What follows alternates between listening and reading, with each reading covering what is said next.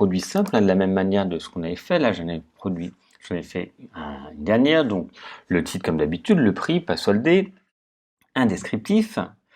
On verra, je vais refaire après avec d'autres photos comme ça vous allez voir. Mais surtout, c'est que là, vous voyez, là, j'avais pas mis le prix, donc je vais pouvoir le corriger. Ici, les produits apparentés, comme je vous disais, ça appartient à la catégorie. On a vu les catégories. On pourra les mettre également dans plusieurs catégories. Parce que là, je vais refaire un produit avec vous encore. Hein, je me répète un petit peu, mais il faut que vous compreniez bien. Alors ça, c'est propre à ce thème. Attention, vous n'aurez pas forcément toujours ce thème, mais je vous explique aussi parce que vous pouvez être confronté à ça avec ce thème-là ou d'autres.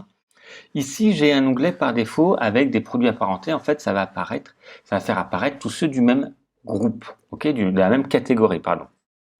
Mais on avait fait des sous-catégories ici, robe printemps, robe été, pardon. Donc on pourra également, donc c'est là où c'est intéressant de mieux classer un petit peu ces robes, enfin ces produits.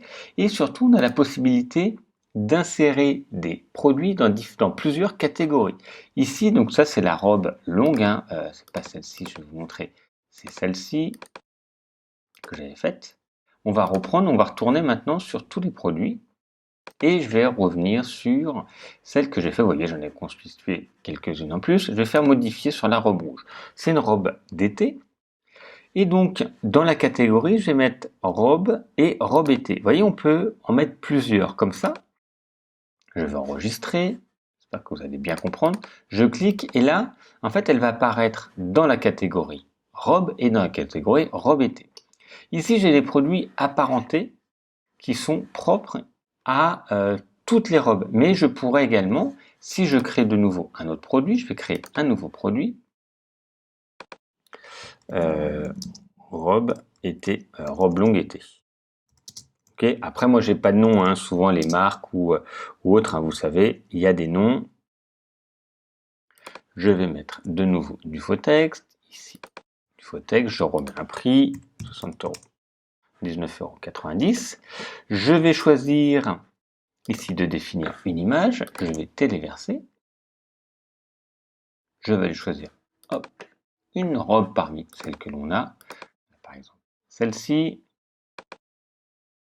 Je valide. Déjà, c'est pas grave. Et je vais surtout choisir la catégorie robe été. Je publie. Vous voyez, c'est quand même assez rapide. Au début, il faut prendre la main, mais après, c'est assez rapide.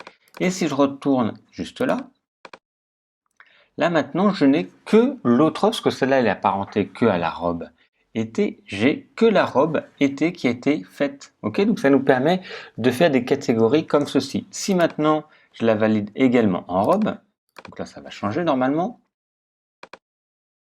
Ici, je vais de nouveau avoir les robes. Alors par défaut, ça vous en donne 3, hein, ça ne va pas tous les donner heureusement.